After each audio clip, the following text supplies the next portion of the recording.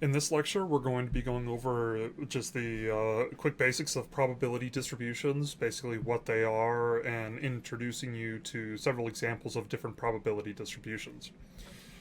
So, by the conclusion of this lesson, you're going to be able to identify characteristics of probability distributions and distinguish it between different ones. So, what is a probability distribution? A probability distribution is a listing of all the outcomes, all the possible outcomes of an experiment and the probability associated with each outcome. So, if you have an experiment, if you do something, you have a list of possible outcomes. And when you know the probability of all of those different outcomes, you have the ability to pair those probabilities with the outcome that's possible. And so, an example here, we have a drug manufacturer that claims the treatment will cause weight loss for 80% of the population. So the probability that it will cause weight loss is 80%, or zero point 0.8 is the probability. But is this a probability distribution? Well, let's take a look at this. So, the characteristics of a probability distribution is, first of all, the probability of each particular outcome is between 0 and 1. So that right there, yes, it's between 0 and 1. We're good so far. The outcomes are mutually exclusive. Well, there's only one outcome, so I guess it's mutually exclusive because there's nothing else listed. And then the list of outcomes is exhaustive, so the sum of the probabilities of the outcome is equal to 1. And that is where we're looking at this and we're like, not everything is listed. Not everything is listed. And so there's actually two possible other options that we could add to this, and that is that there is no weight loss or that there is also weight gain. And so what I would write is the treatment does not cause weight loss for 20% of the population. And so what you're looking at here is you've got 80% there is weight loss, 20% there is not weight loss. And if you put this in a nice little table there, you can just say 80%, 20%, weight loss, no weight loss, and that in and of itself is a probability distribution. It doesn't have to be anything crazy. It's just literally listing out the possible outcomes and associating the appropriate probabilities that go with it.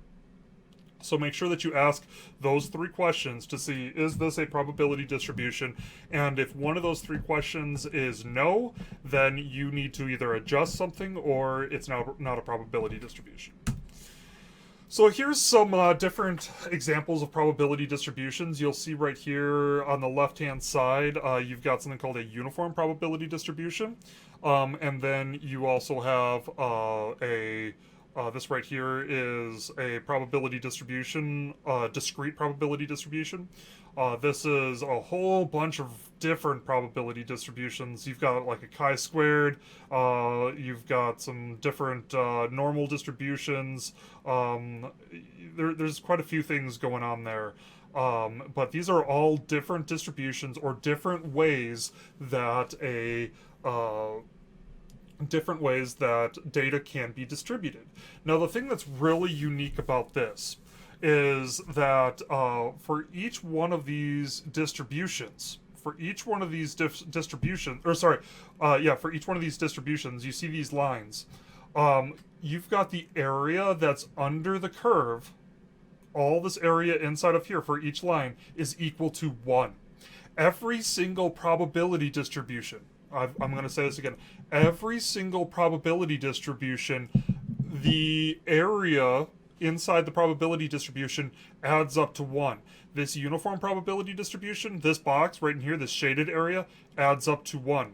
So when we look at the probability of any particular outcome between A and B, everything adds up to 1. You look at all these probabilities together, 12.5 plus 37.5 plus 37.5 plus 12.5, that adds up to 1. You look at these right here, you look at the probability for all these continuous variables, all the probabilities add up to 1. And so the probability distribution every single time is going to add up to 1. So if I ever ask you, what is the probability that how much area is within this normal distribution or something to that effect, I'll ask you some questions that are better phrased than that. But it adds up to 1. So in this chapter, we're specifically looking at discrete probability distributions, mainly a lot of frequency stuff with that, and then binomial probability distributions, uniform probability, normal probability, and that's supposed to say standard normal. Sorry, let me just do this. Standard, normal, and this really should just say discrete probability. So discrete and then standard normal probability. Okay, so let me show you. These are out of order. Okay, here we go. So a discrete probability distribution. Use a discrete probability distribution when outcomes can be clearly and concisely listed. So you look over here, this is a probability distribution of the number of cups of coffee per day.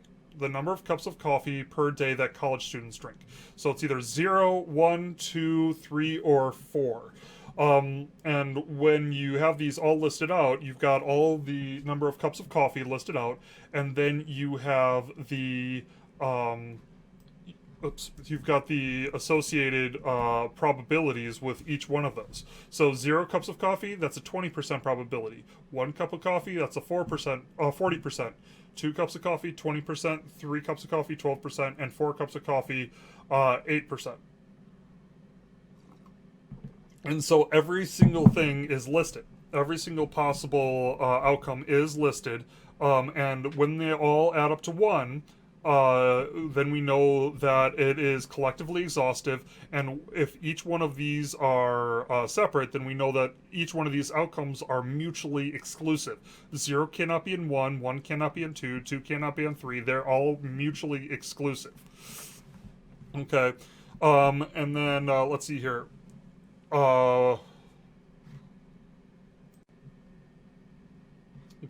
And so we use this when outcomes can be clearly and concisely listed, and also that the probability for each particular outcome is known.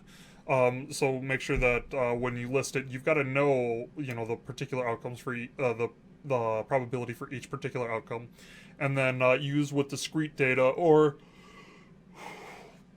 if you have a frequency table with continuous data, you could do the same thing. But it's not quite exactly the same, but it kind of is. You're going to lose a lot of functionality when you do it with grouped continuous data, but you can also do this with grouped continuous data. And it's important to note that this is just an overview.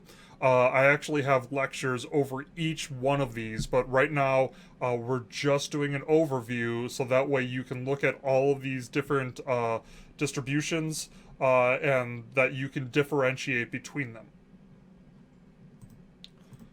Okay, so the discrete frequency probability, right here, here's another example.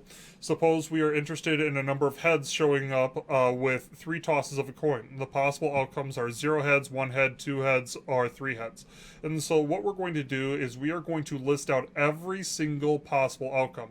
We've got tails, tails, tails. How many heads are there? 0. So the outcome of that is 0. So 3 coins in a row, 0. 3 coins in a row, tails, tails, heads, that's 1. Okay? Tails, heads, tails, that's 1. Tails, heads, heads, that's 2 heads. Heads, tails, tails, that's 1 head. Heads, tails, heads, that's 2 heads. Heads, heads, tails, that's 2 heads. And then heads, heads, heads, that's 3 heads. So we have every single possible outcome listed, or every single possible combination listed there. Actually, every single possible permutation listed there. And then we have everything that could possibly come from that, which is 0, 1, 2, and 3. And so when we add all of those up, we have a total of 8 possible outcomes, or 8 possible events from the experiment. And one event is that you get 0 heads. 3 times there's events where you get 1 head, and then 3 times you get 2 heads. And then 1 time out of 8, you get 3 heads. So you've got the probabilities right here, which is literally just 1 divided by 8, 3 divided by 8, 3 divided by 8, 1 divided by 8. Now, the big difference between descriptive statistics and inferential statistics is that if I were to say I flipped a coin 8 times and I got 0, or sorry, if I flipped a coin 3 times and I did that 8 times, one time I got 0, another time I got 3, or another time I got 1, another time I got 2. Descriptive statistics would be describing what it is that you got. Probability in inferential statistics is describing the probability of what could happen. Something that is, how probable is it to happen? So one is describing what did happen, the other one is describing what could happen or what is probable that could happen. And so we literally have every single possible outcome listed. We've got these 4 possible outcomes listed, and we have the probabilities associated. So this right here is a probability distribution. Either one of these, as long as you have every single possible outcome. So we've got this, all 4 of the possible outcomes listed, and then you also have the probabilities associated. So either one of these are probability distributions as well. So this right here is a uniform probability distribution. And a uniform probability distribution, data has a defined min and max. So you will see this, for instance, like if you know that you might be waiting at a bus stop, you are going to be waiting between 0 and 15 minutes. And so it's got a set minimum, it's got a set maximum. You will not wait longer than 15 minutes, you will not wait less than 0 minutes.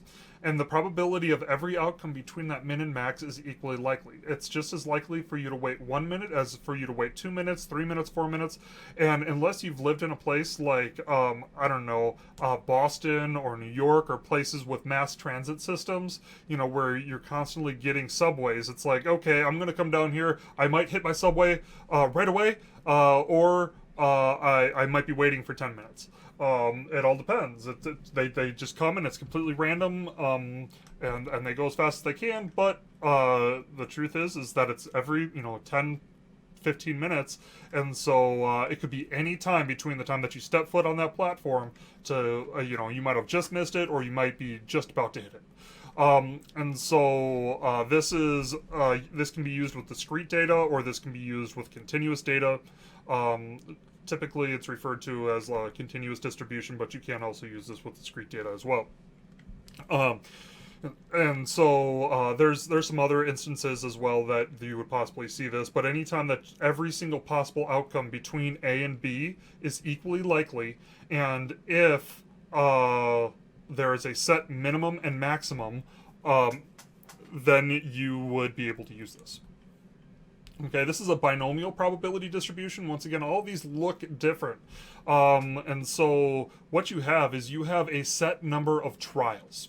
So say, for instance, I get up to bat, if I'm playing baseball, and I get up to bat 50 times. Okay? I get up to bat 50 times, and what is the probability of me ever hitting the ball? First of all, I'm going to tell you, unless you're throwing it at 40 miles per hour or less, the probability of me hitting the ball is slim to none. Let's just say, I don't know, 5%. So we have a 5% chance, maybe even like a 2% chance. So say you're throwing it at 50 miles per hour. If you're throwing it at 50 miles per hour, I have a 2% chance of hitting any given ball. Okay? You have 2 possible outcomes. I will either hit the ball or I will not hit the ball. So every single possible trial, because I've got a total of 50 trials, I'm up to bat 50 times. I can either hit the ball or I will not hit the ball. And another thing about this is that the probability of me hitting the ball at every single one of those trials is equally likely. And so I get up to bat. There's 50 times that I get up to bat. I've got a 2% chance of hitting the ball at each given time, and I want to know what is the most probable outcome. What is the most probable outcome? And I'll tell you right now, I know exactly what the most probable outcome is, just off the top of my head. The most probable outcome is that I will hit 1 ball. And the reason why is I can just multiply that 2% by the 50 to get the most probable outcome. But we're going to get into the math behind this a little bit more later as well. So each trial or experiment is independent. In other words, the probability of me hitting the first ball and me hitting the first ball has no impact on whether or not I'll hit the second ball. And then you can only use this with discrete data. Last but not least, we've got the normal probability distribution and also the standard normal probability distribution, which we've already worked with this quite a bit. But you use this when data are normally distributed. This is used with continuous data, and so when you have data that's normally distributed, you are able to use the normal probability distribution. And going a little bit further, you can convert any normal probability distribution, you can convert it to a standard normal distribution, which basically makes it so that you can compare one normal distribution to another normal distribution. But we're going to talk about that next week. There are so many other probability distributions, and the thing is that data can be distributed in so many different ways. And when we see how data is distributed, we can use lots of different tools to be able to say, okay, when we have data that's set up like this, we can use this tool. When we have data that's set up like this, we can use this tool. And so depending on how the data is set up, we can use different tools to be able to determine the probability of particular outcomes. And so it's really important that you know, okay, there's lots of different ways, there's lots of different distributions that we can use, and I need to make sure that I understand how this particular set of data are going to be distributed. How is the data from this discrete variable, how are these data points going to be distributed? How are the data points from this continuous set of data going to be distributed? And so that's what we're really talking about, is looking at a set of data and knowing, being able to interpret how it's distributed, so that way we can determine the probability of particular outcomes. I'm going to say that one more time. Are you ready? Looking at how data are distributed, so that way we can know what tools to use to determine the probability of particular outcomes. And that's why we're looking at probability distributions. Cool. Hopefully this was beneficial. You're probably going to need to watch this maybe one more time before you do your worksheet, or just go through the PowerPoints, so that way you'll know, hey, what distribution should I use with what how the data is set up.